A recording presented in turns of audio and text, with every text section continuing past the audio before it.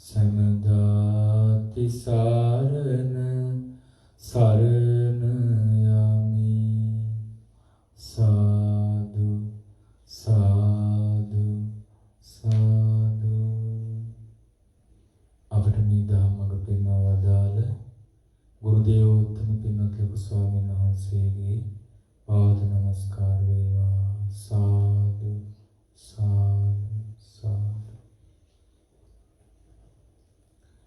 අසපේ වැඩවසන පින්වත් ස්වාමීන් වහන්සේගේ අවසරයි. ශ්‍රද්ධාවන්ත පින්වතුනි, අදත් අපි ධම්මංජසාවෙන් ඔබට සොඳුරු සූත්‍ර දේශනයක් කියලා දෙනවා. මේ දේශනය සාමාන්‍ය එදිනෙදා ජීවත් වෙද්දිත් ගොඩාක් වටිනවා. මොකද හේතුව අපේ ජීවිතයේ ගෙවිච්ච කාලේ අපිට තේරෙන වයසේ ආපස්සට කල්පනා කරලා බලද්දී හැම කෙනෙකුටම වගේ තියෙනවා රැවටිච්ච අවස්ථා. විශේෂයෙන්ම අපි රැවටෙන්නේ ගොඩක් වෙලාවට අපි ළඟින්ම ඇසුරු කරන අයට. ඒකත් ටිකක් කල් යද්දී අපිට තේරෙන්නේ. ඊළඟට අපිට හම්බෙන අයට, කතා බහ කරන අයට අපි රැවටෙනවා. අපිත් එක්ක ගනුදෙනු කරන්න එන මිනිස්සුන්ට අපි රැවටෙනවා. සමහර අය කියනවා අනේ මං මේ මිනිස්යාගේ දුක අහලා අනුකම්පා කරලා ඕක ණයට දුන්නේ. මං හිතුවේ නෑ ඕක ඔය වගේ වැඩක් කරයි කියලා.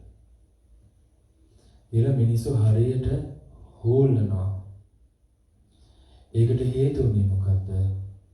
අපිට මිනිස්සු අඳුන ගන්න අපහසු වුණා. මේ දෙසුමේ නම සත්‍ය ජටිල සූත්‍රය ඔබ අහලා ඇති. කෝසල සංයුත්තේ තියෙන සංයුත්ත නිකායේ පළවෙනි පොත් වහන්සේගේ කෝසල සංයුත්තේ. කෝසල සංයුත්තේ තියෙන කොසල් රජතුමා සම්බන්ධ දේශනා. එදා භාග්‍යවතුන් වහන්සේ වැඩ සිටි සවැත් නුවර. සවැත් නුවර කොහෙද? නෑ, ජේතවනාරාමේ නෙමෙයි. පූර්වාරාමේ. මිගාරමාතු ප්‍රාසාදේ. මිගාර මාතා නම් වූ විශාකාව හදලා දුන්නා. කුටි 500ක් යටටට්ටුවේ තියෙන කුටි 500ක් උඩ තට්ටුවේ තියෙන විශාල ආරාම සංකීර්ණයක්. ආන්නේ ප්‍රාසාදයේ තිබ්බ ගන්ධ කුටියේ බුදුරජාණන් වහන්සේ වැඩ සිටියේ. ඒ ගන්ධ කුටියේ නික්මිලා භාග්‍යවතුන් වහන්සේ සවස් කාලයේ භාවනාවෙන් නැගිට බහිද්වාර කොට්ටකේ නිසින්නෝ හොති. බලන රහතන් වහන්සේලා කොච්චර පිළිවෙලකට මේ ධර්මයේ සංගායනා කරාද කියලා. දේශනාව විතරක් කියන්නේ නැතුව නිදානේ තිබ්බේ නැත්නම්, දේශනාව විතරක් කියලා නිදානේ තිබ්බේ නැත්නම් මේක කොහෙද කිව්වේ, කොතැනද කිව්වේ, නිකන් අර විශ්වාසයක් නෑ වගේ. නමුත් හැම සූත්‍රයකටම වගේ මේ නිදාන කතාව තියෙනවානේ. කොහෙද, කොතැනද, මොන වගේ සිදුවීමක් පසුබිම් කරගෙනද මේ ධර්මයේ වදාළ කියලා. පූර්වාරාමේ මිගාරමාතු ප්‍රාසාදයේ වැඩ සිටපු භාග්‍යවතුන් වහන්සේ හවස් කාලේ භාවනාවෙන් නැගිටලා බහිද්වාර කොට්ටකේ නිසින්නෝති. දොරකොටුවෙන් බැහැර විහාර සෙවණැල්ලේ වැඩ සිටියා. ඒ කියන්නේ ඔන්න පූර්වාරාමේ තියෙන විශාල ආරාමයක්. හරියට ඒක විස්තර කරපු පුරාණ ආචාර්යයන් වහන්සේලා කියලා තියෙන්නේ ලෝවා මහා ප්‍රාසාදය වගේ කියලා. ලංකාවේ තිබිලා තියෙනවා ඊටත් වඩා විශාල ආරාමයක් අනුරාධපුරේ. ඔය අද තියෙන ගල් කණු ටික විතරක් නෙමෙයි. විශාල ආරාමයක්. එතකොට මේ පූර්වාරාමයේ අද පූර්වාරාමයේ තියෙන තැන තියෙනවා ජේතවනාරාමයට එහා. ඒ ඇති අශෝක කුල්ලක ලකුණක් තියෙනවා. ඒ හරිය තමයි පූර්වාරාම. ඉතින් මේ පූර්වාරාමේ වැඩ හිටපු භාග්‍යවතුන් වහන්සේ පූර්වාරාමේ තියෙනවා ඒ වටේට මිදුලට ඉඳ තියලා ප්‍රාකාරයක් තිබ්බා. ඒ ප්‍රාකාරයේ හතර පැත්තේ දොරටු හතරක් තියෙනවා. ඒකේ නැගෙනහිර පැත්තේ දොරටුවේ තමයි භාග්‍යතුන් වහන්සේ පෙරදිගට මුහුණලා නැගෙනහිර පැත්තේ දොරටුවෙන් එළියේ.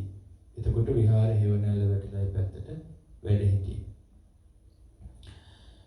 අතකෝ රාජා පසේනදී කෝසලෝ යේන භගවා තේන උපසංකමව අතර කොසල් රජුරාව භාග්‍යතුන් වහන්සේ වැඩ හිටපු තැනට වන්දනා කරලා පැත්තකින් වාඩි වුණා. ඒ වෙලාවේ සප්තච ජටිලා සප්තච නිගණ්ඨා සප්තච අචේලකා ජටිලයෝ හත් දෙනෙක් ජටිලයෝ කියන්නේ අර කොණ්ඩේ උඩට බැඳලා ඉන්න මේ පරිබ්‍රාජකයෝ ජාතිය.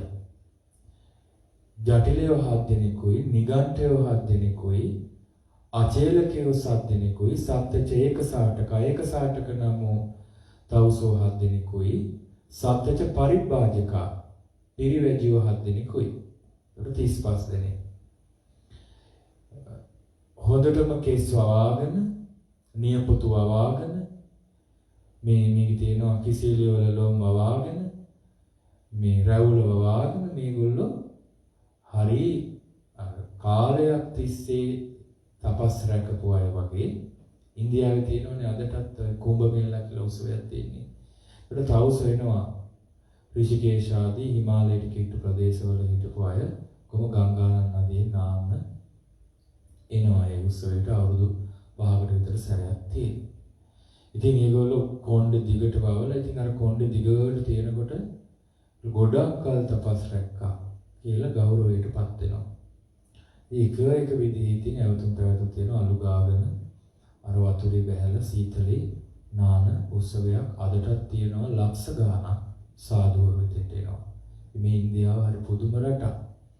ඉතින් මේ වගේ අර නිය වවාගත්ත කෙස් වවාගත්ත 35 දෙනෙක් විවිධ සම්ප්‍රදායන්ට අයිතිසේ පෙනෙන 35 දෙනෙක් තවුසෝ දැන් කාර්ය විවිධ මාදායේ විවිධ තවුස් පිරිකර අරගෙන පෑන්කේන්දී හැරමිටි ජටා මේවා ඔක්කොම මලු අරගෙන භගවතෝ අවිදූරේ අතික්කමන්ති භාග්‍යතුන් වහන්සේ වැඩ හිටපු තැනට එහායින් තිබ්බ පාරෙන් යනවා දැන්.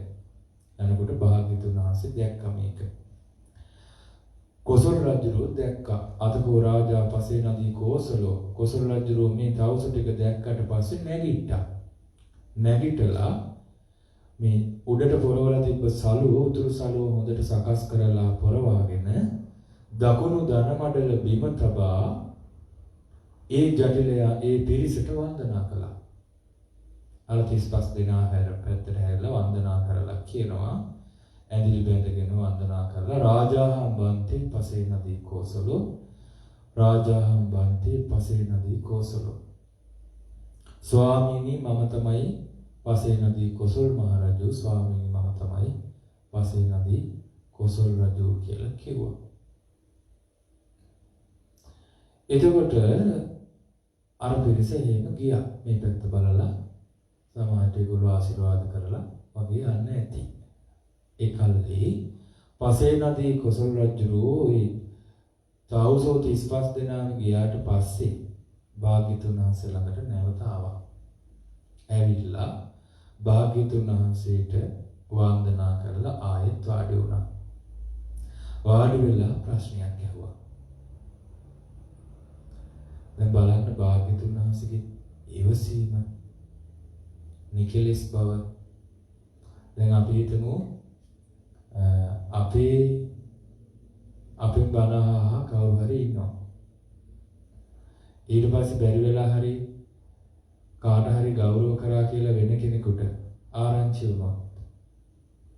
එතකොට අපිට ඉගෙන අප්‍රසාදයක් ඇති වෙනවා නේ. නමුත් බුදුරජාණන් වහන්සේ බලන්න මේ අවස්ථාව කටයුතු කරපු විදිහ. භාග්‍යතුන් වහන්සේට වැදලා වාඩි වෙලා ප්‍රශ්නයක් ඇහුවා. යේතේ බන්තේ ලෝකේ අරහන්තෝවා අරහත් මග්ගෝ ප්‍රශ්නයක් නෙමෙයි මෙහෙම ප්‍රකාශයක් කළා.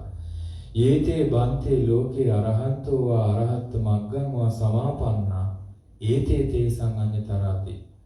ස්වාමීනි ඒ ගියපු අය රහතන් වහන්සේලා එහෙම නැත්නම් රහත් මඟට පිළිපන්න උත්තමයෝ ඒ අය අතරින් පිරිසක් ගියේ කිව්වා. කොසල් රජුරෝ එම් කිව්වා. කොසල් රජුරෝ මේ කරුණක් හිතේ තියාගෙන මේ කියන්නේ. අපිට තේරෙන්නේ නැහැ කොසල් රජුරෝත් හොඳට තෙරුවන් සරණ ගිහිල්ලා ගෞරවයෙන් හිටපු කාලයක් තිබ්බා. ඒක කොයි කාලෙද කියලා අපිට මේ දේශනාවේදී කියන්න බෑ මේ හොඳට පහදින්න කලින්ද කියලා හිතෙනවා. ඊට පස්සේ භාග්‍යතුන් වහන්සේට කිව්ව මොකද ස්වාමීනි අර ගියේ රහතන් වහන්සේලා රහත් මඟට පිළිපන්න උත්තමයෝ අතර පිරිසක් කියලා කිව්වා. භාග්‍යතුන් වහන්සේ වදාලා ඔන්න බලන්න ශාස්ත්‍රූත්වය සාමාන්‍ය මේ තර්ක කරලා කරුණු ගලපලා කියන එකක් නෙමෙයි බුදුරජාණන් වහන්සේගේ තිබ්බේ අවබෝධයක් විස්මිත ප්‍රඥාවක්. ඒකනේ ආචාර්ය මනුස්සෝ කියන්නේ ආශ්චර්යවත් මිනිසයා බුදුරජාණන් වහන්සේ. දුජ්ජානං කෝ ඒතං මහරජ තයා ගිහිනා කාමභෝගිනා පුත්ත සම්භාද සයනං අජ්ජාවසන්තේන කියනවා කොසල් මහරජතුමනි ඔබ කාමභෝගී ගිහියේ ඔබ දරුවන්ගේ කරදර සහිත වාසය කරන කෙනෙක්. දරුවන්ගේ කරදර සහිතව සයනේ නිදින කෙනෙක්. කාසික චන්දනම් පච්චන බොන්තේන සිනිදු සඳුන් ගල්වන කෙනෙක්. කසිරටේ සිනිදු සඳුන් ගල්වන කෙනෙක්. මාලා ගන්ධ විලේපනං ධාරයන්තේන සුවඳ මල් විවිධ සුගන්ධයන් විවිධ විලේපනයන් ඇඟ තවර ගන්න කෙනෙක්. ජාත රූප රජතං සාදියන්තේන රාන් රිදී මිල මුදල් ඉවසන කෙනෙක් ඔබ. බලන්න ගිහියගේ ස්වභාවයෙන් සරලව කිව්වොත් ඔබ මේ මිල මුදල් හම්බ කරන රාන් රිදී පළඳින ආවුදරුවෝ සමග වාසය කරන යාන වාහන ආදී කාමයන් පරිභෝග කරන ගිහි කෙනෙක් ඔබ කාමභෝගී. මේ අය රහත්ය මේ අය රහත් මඟට පිළිපන්න අය කියලා ඔබට දැනගන්න එක දුජ්ජාන දැන ගැනීම පහසු දෙයක් නෙමෙයි. ඔබට ඒක දැන ගැනීම කරන්න බෑ නොදත හැකි. ඔබට ඒක දැනගන්න බෑ කියලා. භාග්‍යතුන් වහන්සේ ඒක තමයි දැන් මේ කතාවට මුල පුරපු විදිය. දේශනාවේ හරිය දහම් කරුණෝන්න භාග්‍යතුන් වහන්සේ වදාලා සංවාසේනකෝ මහරජ සීලං වේදිතබ්බං. රජතුමනි මහරජතුමනි යමෙකුගේ සීලය තේරුම් ගන්න පුළුවන් වෙන්නේ එකට වාසය කිරීමෙන්මයි. තංචකෝ දීගේන අද්දුනාන ඉතරං. ඒකත් ගොඩක් කල්යකට හිටියොත් මිසක මේ මොහොතකට දෙකකට හිටියට නෙමෙයි. ටික දවසකට හිටියට නෙමෙයි. ඒකත් මානසිකරෝතෝ නො අමනසිකරෝතා. ඒකත් මානසිකරෝතා නො අමනසිකරෝතා. ඒ සීලය ගැන පරීක්ෂා කරන්න ඕනේ කියලා මෙනෙහි කරමින් ඉන්න කෙනාටයි. මෙනෙහි නොකරන කෙනාට නොවේ. දැන් එකම ආරාමේ ඉන්න පුළුවන් භික්ෂුවක් තවත් භික්ෂු දෙනමක් ඉන්නවා කියන්නේ. හැබැයි මම අනිත් භික්ෂුව ගැන මොනවත්ම හොයන්නේ තමන් කොහොමද දන්නේ සීලය ගැන? අවධානයක් නැත්නම්. අනේක මෙනෙහි කරන කෙනාටයි. ඒ පඤ්ඤවතානෝ දුප්පඤ්ඤේන ඒ නිකම්ම හැමෝටම මෙනෙහි කරාට මෙයා සිල්වත්ද මෙයා දුස්සීලද කියලා අඳුරන්න බෑ. නොවනක තියෙන කෙනෙකුට විතරයි පුළුවන් ප්‍රඥාවන්තයෙකුට විතරයි පුළුවන් අහවල් කෙනා නම් හැසිරෙන විදිහෙන් ওই පෙන්නන සීලයක් එයා තුල නැහැ කියලා බලා ගන්න පුළුවන්. එහෙනම් ඔන්න ලේසි නෑ.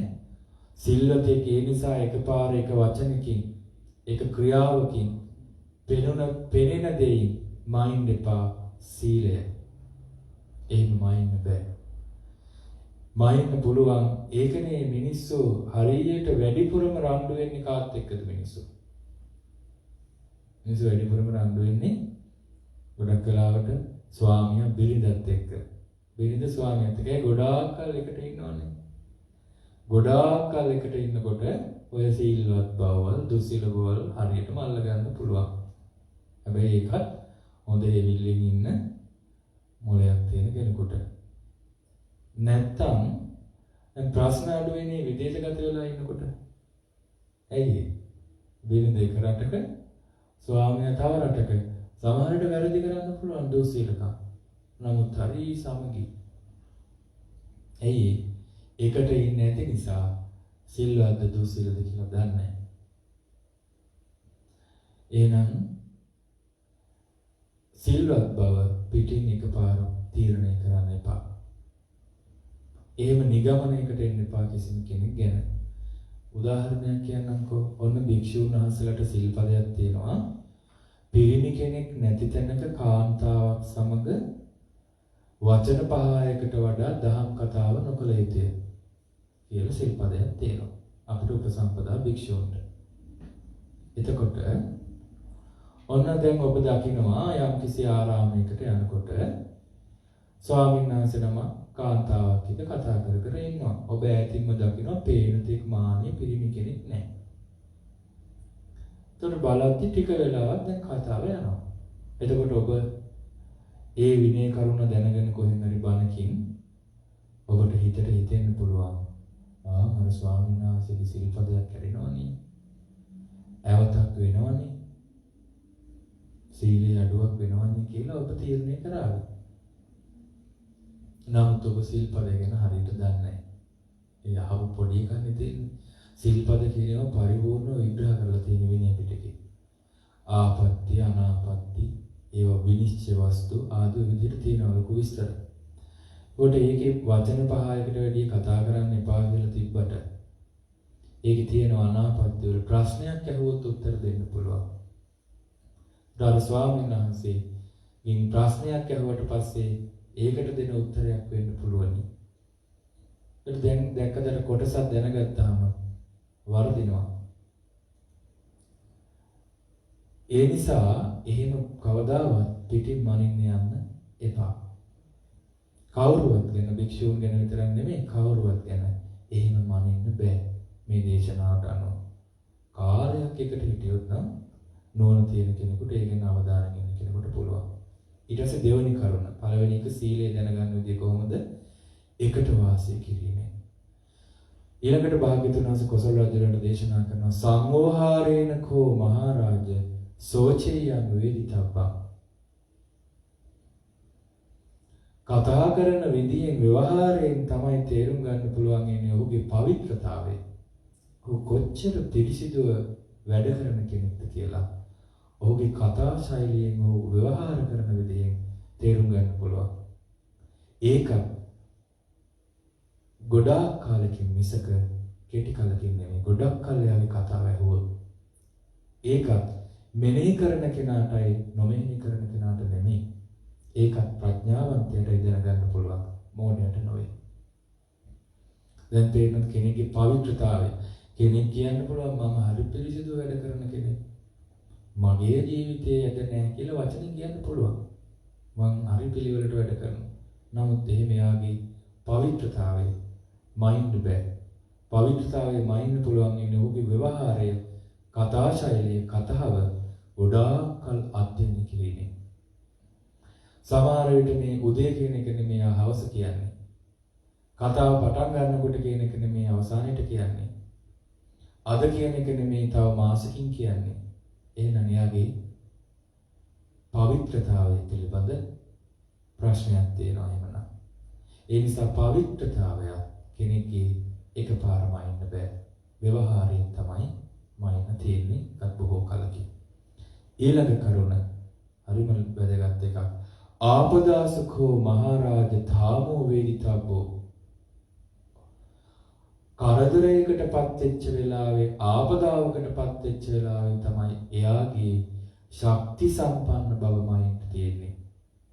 ඔරොත්තු දින හැකියාව, ඔහුගේ වීරිය, ඔහුගේ ඥාන බලය, ඔහු ඒ අරුබුදේ ඇති වෙච්ච වෙලාවේකින් ගැලවෙන්න ඥාන බලය, ඔහුගේ ශක්තිය පාවිච්චි කරන්නේ කොහොමද කියලා දැනගන්න තියෙන්නේ ප්‍රශ්නයක් වෙච්ච වෙලාවට ආපදාවකදී කෙනෙක් දැන් හොඳ ශක්තිමත් වගේ ඉන්න පුළුවන්. නමුත් දැන් ප්‍රශ්නයක් ආපු ගමන් කඩා වැටෙනවා. දැන් හොඳට දැන් මොන සීල රැකගෙන මං නම් ඔහොම නෙමෙයි කවුරු කොහොම කිව්වත් හොඳට සීල් රැකිනවා. මම මේ පටන් ගත්ත දහමේ සින්න වැඩපිළිවෙල දිගටම කරනවා කියලා කෙනෙක් හිතන් ඉන්න ඉඩ තියෙනවා. කියන්නත් ඉඩ තියෙනවා නිත්‍යත් එක්ක. නමුත් සමහරට කොරෝනාව විතරයි ධර්මයේ හැසිරීම නැහැ. තෙරුවන් ඇදිල්ල නැහැ. සීල් ගන්න එක නැහැ. බණ අහන එක නැහැ. එහෙනම් ඒක කටින් කියුවට මම බොහොම උත්සාහවන්තයෙක්, වීර්යවන්තයෙක්, මට හොඳ හයිය තියෙන කෙනෙක් කියලා එයාට ඇත්තටම හයියක් නැහැ. ආපදාවකදී තමයි. ආර්ථිකයත් එහෙම. ඕනම කරුණකට ඒක ගැලපෙනවා. ප්‍රශ්නයක් වෙනකොට දැන් කම්පැනි එකක් හොඳට දියුණු වෙච්ච කම්පැනි එකක හොඳ නිලයක් හම්බෙච්චාම ගිහිල්ලා එයා ලස්සනට කරන් යාවි.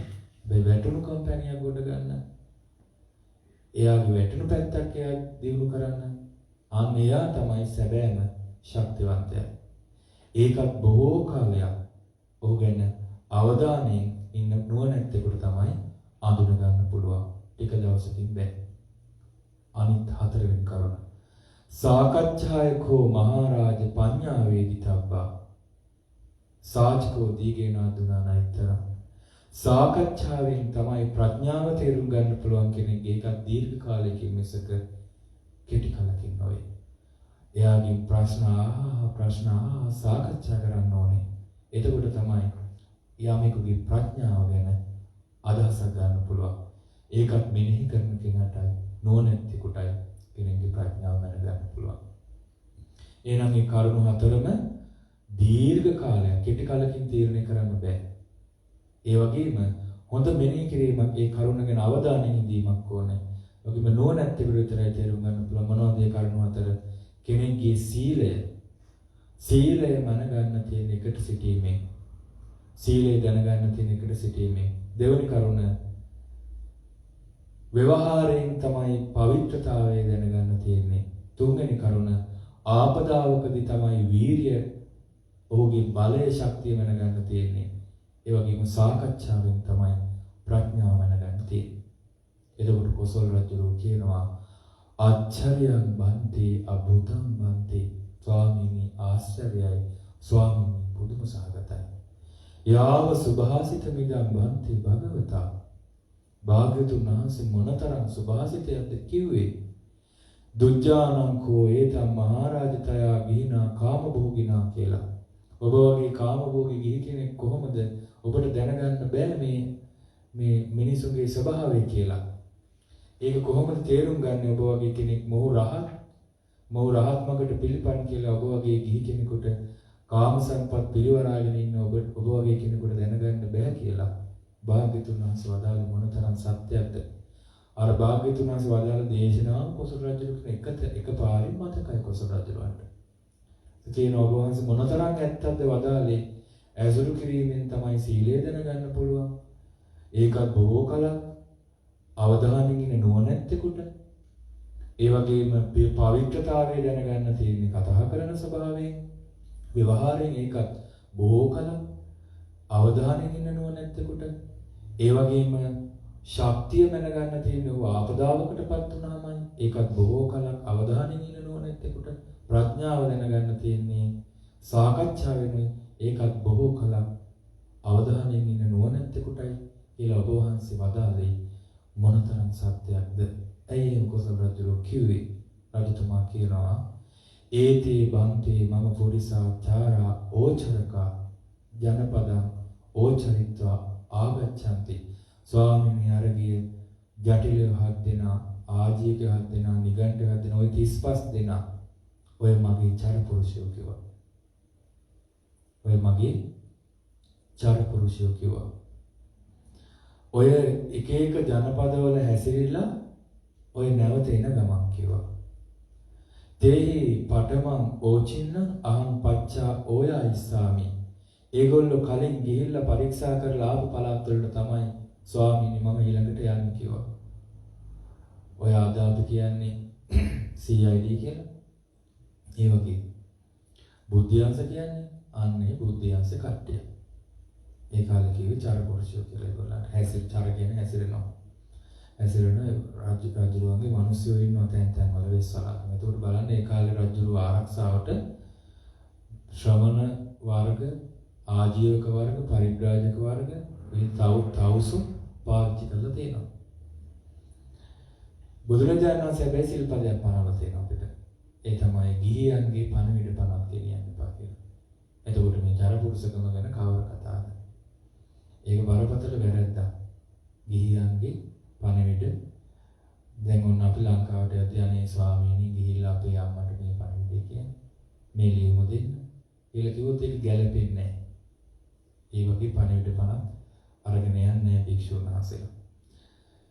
එතකොට රාජ්‍යරෝ කියනවා ස්වාමීනි චරපුරුෂයෝ දැන් ස්වාමීනි ඒගොල්ලෝ ගිහිල්ලා ඔය දූවිලි ඔක්කොම බෙදාගෙන හොඳට නාලා සුනහා තසුවිලි හොඳට සැරසිලා කප්පිත කේසමස්සු හොඳට කොණ්ඩරවල ලස්සනට අන්දම් තියලා කපලා ඕදාත වක්ත වසනා හොඳට සුදු පිරුවට පොරවගෙන පංචේ කාම ගුණේ සමප්පිතා සමංගී භූතා පරිචාරේ සම්ති පස්කම් සැප පිරිවරාගෙන දැන් ඔයගොල්ලෝ ඉන්නවා ඇති. දැන් ගිහිල්ලා කියලා කිව්වා. ජොබ් එක ඉවරනේ. දැන් ආයෙ නාල කරලා ඔක්කොම අර බැරි වෙච්ච ඒ කාලේ ඇවිදිනකොට තව සෝදි රඟපාන්න ඇතිනේ. අර බැරි වෙච්ච ඔක්කොම දැන් කරනවා. එතකොට භාග්‍යතුන් වහන්සේ ඒ වෙලාවේ ඒතමත්හං විදිත්වා මේ අර්ථය දැනගෙන තායන් වේලාය නිමා ගාථාය වාසී මේ ගාථාවන් මේ වෙලාවේ වදාලා ගාථාවන් දෙකක් දෙනවා. හරිම ලස්සන ගාථාව පාඩම් කරගන්න වටිනවා. න වන්න රූපේන නරෝ සුජානෝ න විස්සසේ ඉත්තර දර්ශනේන බාහිර ස්වરૂපයෙන් මිනිස්සුયો අඳුනගන්න එක කරන්න බෑ. න වන්න රූපේන නරෝ සුජානෝ බාහිර ස්වરૂපයෙන් මිනිස්සුයව මනාව අඳුනගන්න බෑ. න විස්සසේ ඉත්තර දර්ශනේන දැකීම මාත්‍රයකින් විශ්වාස කරන්න බෑ මිනිස්සු. පොඩි කලක් ඇසුරු කරන මිනිස්සු විශ්වාස කරන්න බෑ. සුසඤ්ඤතානං ව්‍යංජනේන අසඤ්ඤතා ලෝකමිමච්චරಂತಿ. සංවර වූ මිනිසුන්ගේ ස්වභාවයෙන් අසංවර වූ මිනිස්සු ලෝකේ හැසිරෙනවා. සිල්ලතුන්ගේ විලාසයෙන් දුස්සීලෝ ඉන්නවා. පවිත්‍ර මිනිසුන්ගේ විලාසයෙන් අපවිත්‍රයෝ ඉන්නවා. වීරවන්තයන්ගේ විලාසයෙන් වීරියක් නැති පෞරුෂයක් නැති ඇත්තෝ ඉන්නවා. ප්‍රඥාවන්තයන්ගේ විලාසයෙන් මෝඩයෝ ඉන්නවා. බාහිර ස්වરૂපයෙන් අඳුන ගන්න බෑ. පතිරූපකෝ මත්තිකා කුණ්ඩලෝච ඒක හරියට කරාවුවක් වගේ ප්‍රතිරූපක කරාවුවක් වගේ. ඒ කියන්නේ මැටි වලින් හදලා පුච්චලා රත්තරන් පාට ගාපු කරාවුවක් වගේ. පිටට පේන්නේ සැහැල්ලු මැට්ටෙන් හදලා හොඳට පොලිෂ් කරලා කිසිම කඩතලුවක් නැතුව පේන් කරලා හදනවා. දැන් ෆයිබර් වලින් හදන්නේ ගෝල් කරලා රත්තරන් වගේ පේන්න. ඒ වගේ මැටි වලින් හදපු කරාවුවක් වගේ කිව්වා. රත්තරන් පාට ගාලා තියෙන. රැවටෙනවා රන් කරාවුවක් කියලා. දැන් අර ඉමිටේෂන් මාල තියෙන ඉමිටේෂන් ආභරණ තියෙන අන්න ඒ වගේ. රත්තරන් නෙමෙයි පාට විතරයි. ලෝහඩ මාසෝ ස්වර්ණ චන්නෝ රත්තරන් පාටින් වැහිලා තියෙන තඹ කාසියක් වගේ කිව්වා. තඹ අඩ ලෝහඩ මාසෝ මස්සක් වගේ කිව්වා. තඹ මසු කියන්නේ ඒ කාලේ අඩ මස්සක් වගේ කියන්නේ ඒ කාලේ තිබ්බ කාසියක්. රන් කාසියක් වගේ පේන සාමාන්‍ය තඹ කාසියක් වගේ කිව්වා. චරಂತಿ ඒකී පරිවාර චන්නා අන්තෝ අසුද්ධා බහිසෝභමාන ඇතුළ අපිරිසිදුව බාහිරින් සෝභමානව හැසිරෙනවා කිව්වා මිනිස්සු පිරිවරාගෙන. එතකොට ඇතුළ අපිරිසිදු බාහිරින් ඔපේ තියෙන අය ඉන්නවා. ඒගොල්ලෝ හරියට පිරිසෙන් වැහිලා ඉන්නේ. පිරිසෙන් වැහිච්ච පිරිවරින් වැහිලා හැසිරෙනවා. පරිවාර ජනයන්ගෙන් වැහිලා හැසිරෙනවා. හැබැයි ඇතුළ අපිරිසිදු පිටතින් ඔපේ තියෙන ඇතන් කෙනෙක් පිරිසෙන් වැහිලා පිරිවරින් වැහිලා හැසිරෙනවා. කියන්නේ මොකක් හරි දෙයකින් ආවරණය වෙලා එක්ක ඔයාගේ බලයෙන් මොදලින් එක්ක ඔයාගේ වටේ ඉන්න අයගේ ගුණකතනෙන් ඒ වගේම වැහිලා බාහිර සමාජයට ලොකු ප්‍රතිරූපයක් වගේ හැසිරෙනවා. හැබැයි ඒක හරියට රත්තරන් පාට ගාපු කරාබුවක් වගේ. රත්තරන් ආලේප කරපු නිකන් කාසියක් වගේ රන් කහවරවන්නේ. එහෙමයි බුදුරජාණන් වහන්සේ පුද්ගලයෝ වෙනවා. මේ සූත්‍රය හොඳට මෙනෙහි කරන්න නැවතත් මිනිසුන් කියවන සත්‍ය ජටිල සූත්‍රය සංයුත්නිකායේ පළවෙනි පොතේ කෝසල සංයුත්තේ මේ දැනුම තිබ්බොත් අපිට මේක භාවිතා කළොත් මිනිසුන්ට රැවටෙන්නේ නැතුව ජීවත් වෙන්න පුළුවන්. ඒ භාග්‍යතුන් වහන්සේට අපගේ নমස්කාරය වේවා. සාදු සාදු සාදු. අද දවසේදී අපි තෙරුවන් වන්දනාවෙන් පිරිස සජ්ජායනයේ මේ සිත වැඩිමින් ධර්ම දේශනෙන් ධර්ම ශ්‍රවණයෙන් රැස් කරගත් අවසීල් පුණ්‍ය ධර්මයේම අද මහ මෙවුනා භාවනා සපේ උදෑසන පටන් මේ මොහොත දක්වා සිදු කරපු සියලු පින් කටයුතු වලින් රැස් කරගත් සියලු පුණ්‍ය ධර්මයේම අපි අනුමෝදන් කරමු. පින් කැමති සියලු දෙවියන්ට ගටිකාර බ්‍රහ්මයා ප්‍රදාන සියලු බ්‍රහ්මයෝ සක්දේවුන් සතරවරන් දෙව්ලොව දරුවන් ප්‍රදාන සෙන්පති දෙවිවරුන් ඇතුළු සේරිසක දෙවිවරුන් ඇතුළු දෙව් පිරිස අනුමෝදන් වෙත්වා. අපගේ ඉෂ්ට දේවතාවරු මේ ප්‍රදේශ බාහිර පළාත් බාහිර දෙවිවරු අනුමෝදන් වෙත්වා. සැපයටපත් වෙත්වා. දෙවියෝ නිවනින් සැනසෙත්වා. සාදු සාදු සාදු.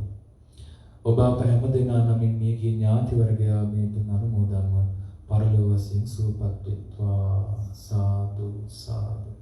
අපගේ ගුරු දේවයන් වහන්සේටත් උපාධ්‍යයන් වහන්සේටත් මහා සංඝරත්නයටත් මේ පුණ්‍යානුභාවයෙන් නිරෝගී සැප දීර්ඝායුෂ ලැබේවා. චතුරාර්ය සත්‍ය අවබෝධයට හේතු වාසනා වේවා. සාදු සාදු සාදු.